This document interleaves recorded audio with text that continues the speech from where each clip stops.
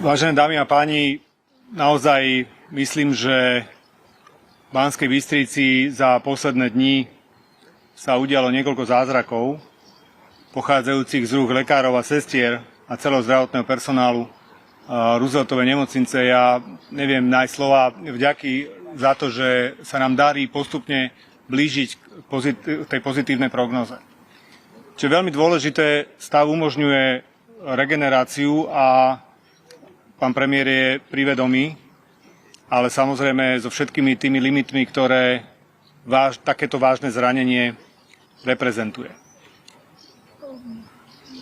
Dohodli sme sa, že vláda bude pokračovať ďalej podľa nastaveného programu, ktorý nastavil on.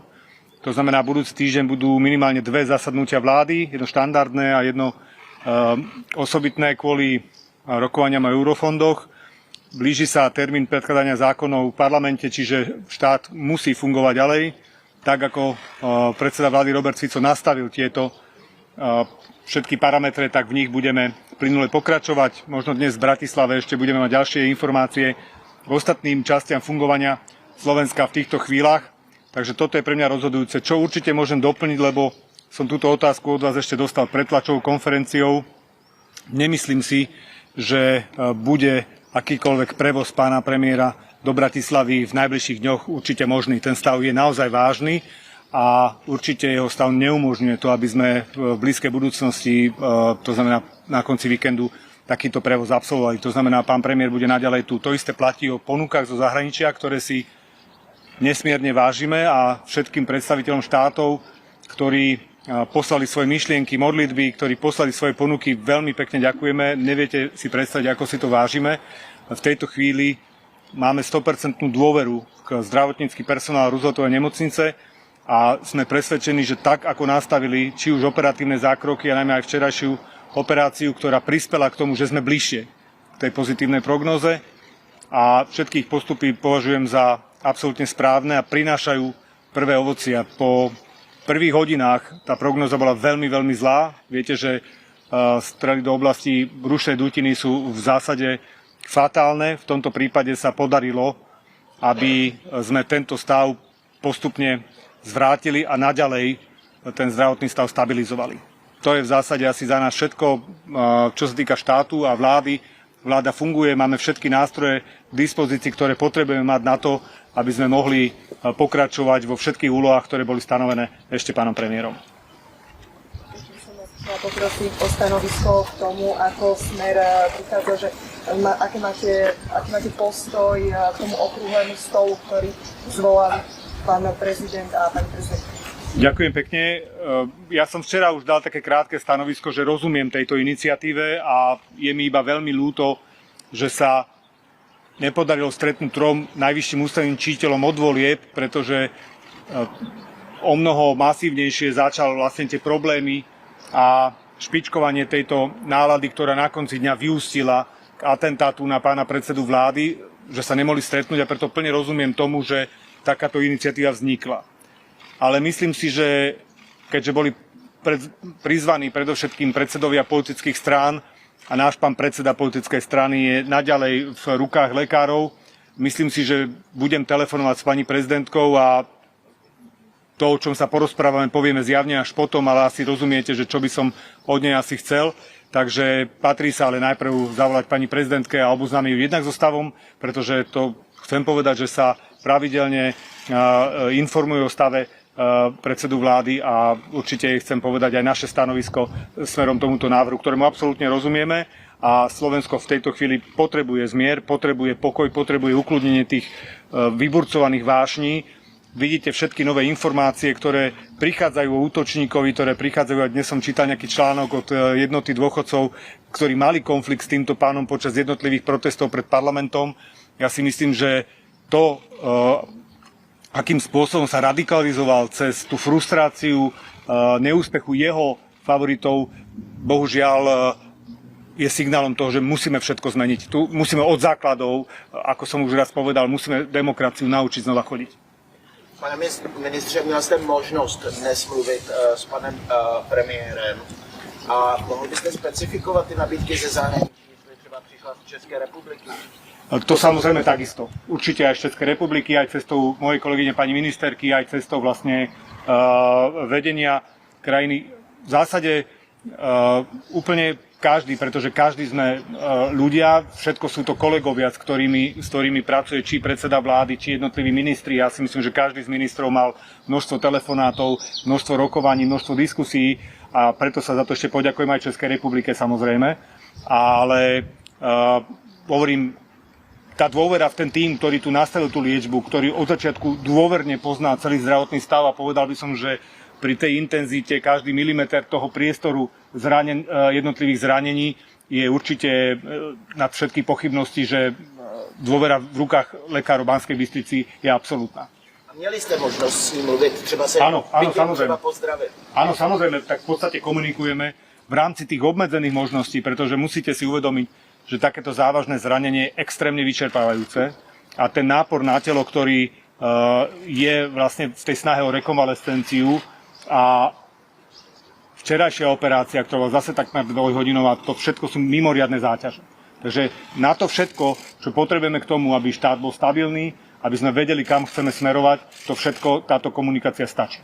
Ale v ostatných veciach chceme dopriať čo najviac oddychu a v zásade najväčšieho priestoru pre jednotlivých lekárov a jednotlivé odbornosti, ktoré sa snažia túto časť stabilného zdravotného stavu pretaviť do podoby, ktorá by mohla mať pozitívnu prognózu. Nie sme tam, nevyhrali sme, to je veľmi dôležité povedať, že každý odborník, lekár vám povie, že strelné poranenia so sebou prinášajú takmer 100% riziko rôznych ďalších komplikácií zápalových a reakcií tela na takéto problémy.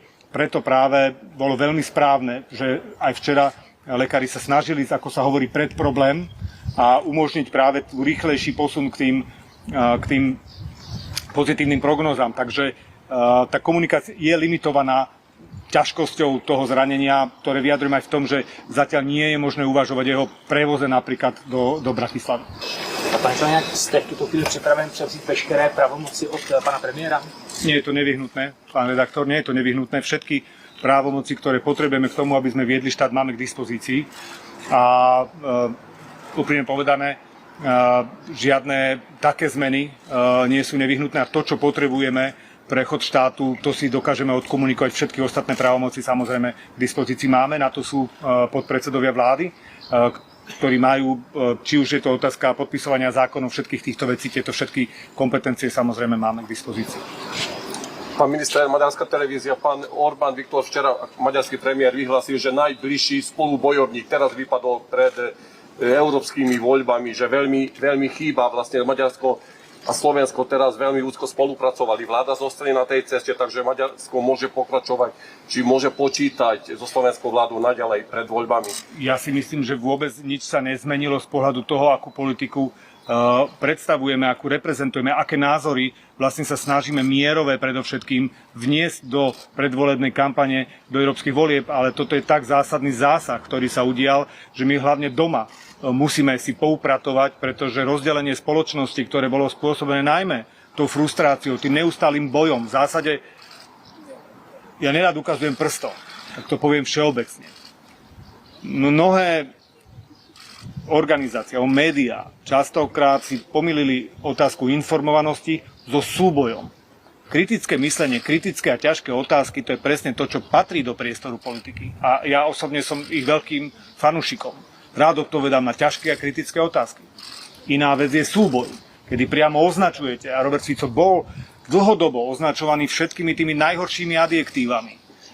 Od vraha, gaunera, mafiana, všetkých týchto vecí, učinené zlo. Zoberte si billboardy jednej politickej strany, zastavíme zlo.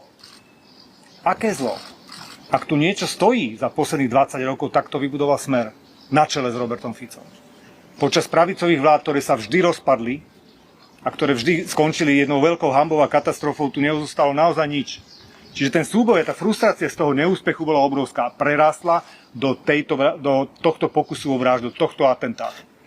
A my sa musíme vrátiť späť. Ja som pomenoval dátumy, ktoré to sú pred rok 2010, kedy slovenská politika vyzerala úplne inak, kedy sa cítili komfortne novinári, kedy sa cítili komfortne mimovládky, kedy sa komfortne cítili politici. Boli hádky, boli strety, ale vecné a odborné. Tak, aby sa Slovensko posunulo ďalej. Čiže tá politika, ktorú riešime a ktorá predovšetkým volá po mieri, tak tá je stále prítomná a určite bude. A pokladáme kolegov z Maďarskej republiky za našich blízkych susedov. A treba povedať, že takisto Peter Szijjártó, ako aj ostatní, posielali takisto odkazy a takisto s ponukami, že sú pripravení pomôcť akokoľvek a veľmi pekne tomu ďakujeme aj maďarskej vláde, aj maďarskému ľudu. Pane Kaliňáku, můžu jste na to odpovídal kolegovi v angličtině, jestli byste mohli ještě pro slovenská a česká média, zda současný stav pana premiéra bude vyžadovat nějaký další operativní zákrok či nikoli. Nemyslím si, že v tejto chvíli pred nami je operatívny zákrok. Nie som lekár, ale ten zákrok, tá operácia, ktorá bola včera, mala takýmto situáciám predísť. Išla v zásade pred ten problém a v zásade ho veľmi úspešne vyriešila a zároveň potvrdila, že zákrok, ktorý bol robený v prvých momentoch po jeho zranení, bol vykonaný veľmi dobre a všetky tie veci vlastne sú na mieste. To znamená, myslím si, že tak pán premiér, ako aj lekári mohli byť s týmto výsledkom spokojní. Čo je teraz to veľké riziko, prečo ten stav je naďalej vážny a prečo ešte nebudeme hovoriť o tom, že už sme na tej dobrej ceste, je, že reakcia organizmu na strelné poranenie je vždy veľmi vážna a spojená s množstvom komplikácií. A tie práve plynú do 4. 5. dňa, ktorý máme dnes, zajtra, čiže možno zajtra budeme väčší optimisti a určite vás budeme o tom informovať. Ďakujeme veľmi pekne.